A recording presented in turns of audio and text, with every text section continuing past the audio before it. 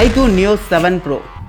Neo 7க்கும் Neo 7 Proக்கும் டிசைனில் எந்த சேஞ்சஸுமே கிடையாது. ஆனால் இந்த மொபைலை இவங்க கேமிங் மொபைலாக லான்ச் பண்ணியிருக்காங்க. அதுக்காக என்னென்ன ஃபீச்சர்ஸ் எல்லாம் உருவிருக்காங்க, புதுசாக என்னென்ன ஃபீச்சர்ஸ் எல்லாம் சொருகி விட்டுருக்காங்க, அது எப்படி இருக்குது அப்படிங்கிறத இந்த வீடியோவில் பார்க்கலாம். இந்த மொபைலை பட்ஜெட் கேமிங் மொபைலாக அவங்க லான்ச் பண்ணியிருக்காங்க. அதுக்காக அவங்க யூஸ் பண்ணியிருக்கிற ப்ராசர் பார்த்தீங்கன்னா ஃப்ளாக்ஷிப் லெவலான 8+ Gen 1. இந்த ப்ராசரை பற்றி சொல்லவே தேவையில்லை, அவ்வளோ நல்ல ஒரு ப்ராசஸர். ப்ளஸ் வந்து இவங்க கேமிங்காக தனியாக ஒரு இண்டிபெண்டன்ட் சிப்பும் கொடுத்துருக்காங்க. ஆண்ட்ராய்டு ஸ்கோர் நாங்கள் செக் பண்ணப்போ 1.2 மில்லியன்ஸ் வந்துச்சு. இதில் கேமிங் விளையாடுறப்ப மொபைல் ஹீட் ஆகிறத தடுக்கிறதுக்காக ஸ்மார்ட் 3D கூலிங் சிஸ்டம் கொடுத்துருக்காங்க. உள்ளே இருக்கிற 10 டெம்பரேச்சர் சென்சார் மூலிமா ஹீட் ஆகிறத சென்ஸ் பண்ணி அதை கூல் பண்ணுறதுக்கு multi layer graphite cooling system கொடுத்துருக்காங்க. கேம் விளையாடுறப்ப இண்டிபெண்டன்ட் கேமிங் சிப் வந்துட்டு ஃப்ரேம் ரேட்ஸை 120 FPS வரைக்கும் பூஸ்ட் பண்ணி கொடுக்குது.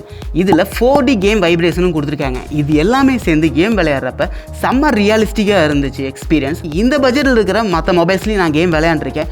இந்த அளவுக்கு ரியலிஸ்டிக்காகவும் ஸ்மூத்தாகவும் எந்த மொபைலும் இல்லை. இதில் கேமிங்காகவே நிறையா செட்டிங்ஸ் கொடுத்துருக்காங்க. Motion control, game display enhancement, அந்த மாதிரி இது எல்லாமே சேர்ந்து நம்மளோட கேமிங் எக்ஸ்பீரியன்ஸை நல்லாவே என்ஹான்ஸ் பண்ணி கொடுக்குது.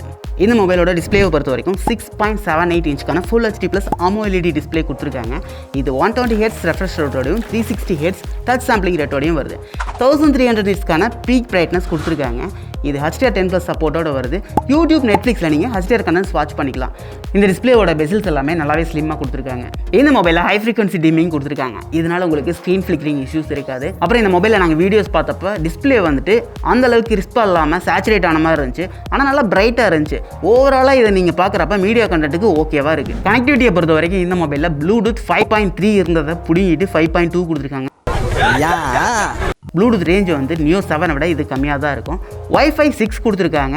NFC சப்போர்ட் இதில் கிடையாது. 12 5G பேண்ட்ஸ் கொடுத்துருக்காங்க. இதில் செக்யூரிட்டியை பொறுத்த வரைக்கும் இதில் இன்டிஸ்பிளே ஃபிங்கர் பிரிண்ட் சென்சார் கொடுத்துருக்காங்க. ஃபேஸ் லாக்கும் கொடுத்துருக்காங்க. ரெண்டுமே நாங்கள் செக் பண்ணப்போ நல்லாவே ஃபாஸ்ட்டாக இருந்துச்சு. OS பொறுத்த வரைக்கும் FunTouch OS 13 Android 13 மேலே கொடுத்துருக்காங்க. இதுலேயும் ஏகப்பட்ட ப்ளோட்வேர்ஸ் இருந்துச்சு. ஹாட் ஆப்ஸ், ஹாட் கேம்ஸ்னு ஏகப்பட்டது இருக்குது. இதை வந்துட்டு வேண்டாம்னா நீங்கள் செட்டிங்ஸில் போய்ட்டு ஆஃப் பண்ணி வச்சுக்கலாம். இந்த UA வந்து பர்சனலாக எனக்கு வந்துட்டு அந்தளவுக்கு பிடிக்கல. யூஸ் பண்ணுறதுக்கு வந்துட்டு ஸ்மூத்தாக இல்லாத மாதிரி இருந்துச்சு.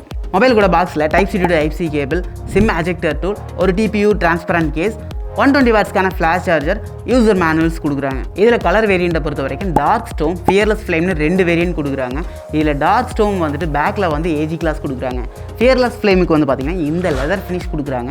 ரியரில் இந்த ஃபினிஷ் வந்து நல்லா இருக்குது. இதோட எட்ஜஸ் எல்லாம் பார்த்திங்கன்னா நல்லா கர்வியாக கொடுத்துருக்காங்க. ஹோல்ட் பண்ணுறதுக்கு நல்லா இருக்குது. இந்த கேமரா மாடியூல் வந்து பர்சனலாக எனக்கு இது பிடிக்கல. அந்த அளவுக்கு அட்ராக்டிவாக இல்லை இந்த மொபைலுக்கு பார்க்குறதுக்கு.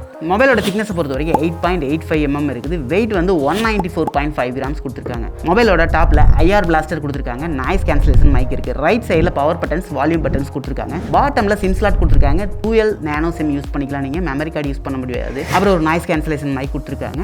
Type-C சார்ஜிங் போர்ட் கொடுத்துருக்காங்க. இதில் ஸ்பீக்கர்ஸை பொறுத்த வரைக்கும் டூயல் ஸ்டீரியோ ஸ்பீக்கர்ஸ் கொடுத்துருக்காங்க. டாப்பில் ஒரு ஃப்ரண்ட் ஃபயரிங் ஸ்டீரியோ ஸ்பீக்கர் இருக்குது. பாட்டமில் ஒரு ஸ்டீரியோ ஸ்பீக்கர் கொடுத்துருக்காங்க. இதில் ஆடியோஸ் நாங்கள் செக் பண்ண வரைக்கும் செம்ம கிறிஸ்பியாகவும் லவுடாகவும் இருந்துச்சு. இதில் ரேம் அண்ட் ரோமை பொறுத்த வரைக்கும் 8/128, 12/256 2 வேரியன்ட் கொடுத்துருக்காங்க. ப்ளஸ் 8GB விர்ச்சுவல் ரேமும் கொடுத்துருக்காங்க. இதில் ரேம் வந்து LPDDR5 சப்போர்ட் பண்ணக்கூடியது. ஸ்டோரேஜுக்கு UFS 3.1 கொடுத்துருக்காங்க. கேமராவை பொறுத்த வரைக்கும் ரியரில் ட்ரிபிள் கேமரா சிஸ்டம் கொடுத்துருக்காங்க. 50 MPக்கான GN5 சென்சார் கொடுத்துருக்காங்க. இது வந்து OIA சப்போர்ட் மட்டும்தான் வருது, EIA சப்போர்ட்டோட வரல. அப்புறம் 8 MPக்கான ஒரு அல்ட்ரா வைடு இருக்குது. அப்புறம் பேருக்கு ஒரு 2 MP மேக்ரோ இருக்குது. ஃப்ரண்ட்டில் ஒரு 16 MPக்கான செல்ஃபி கேமரா கொடுத்துருக்காங்க. ரியரில் நீங்கள் 4Kல 60 FPS வரைக்கும் வீடியோ ஷூட் பண்ணிக்கலாம். ஃப்ரண்ட்டில் வந்துட்டு 1080ல் 30 FPS வரைக்கும் பண்ணிக்கலாம். இது வந்து மெயின் கேமராவில் எடுத்து பிக்கு. கலர்ஸ் வந்து நல்லா பிரைட்டாக இருக்குது. நேச்சுரலாக இல்லை, லைட்டாக சேச்சுரேட் ஆன மாதிரி இருக்குது. ஜூம் பண்ணுறப்ப டீட்டெயில்ஸ் வந்து ஷார்ப்பாக இல்லாமல் ஸ்மூத்தனிங் ஆன மாதிரி இருக்குது. இது மெயின் கேமராவில் எடுத்த போர்ட்ரைட் ஷாட்ஸு. பார்க்க நல்லா ஃபில்டர் போட்டு பளிச்சுன்னு காட்டுது. ஜூம் பண்ணி போகிறப்ப டீட்டெயில்ஸ்லாம் அந்தளவுக்கு ஷார்ப்பாக இல்லை. இதுவும் நல்லாவே ஸ்மூத்தாக இருக்குது. பொக்கே வந்து நல்லா க்ரீமியாக இருக்குது. ஹெச் டிடெக்ஷன் வந்து அந்தளவுக்கு நல்லா இல்லை.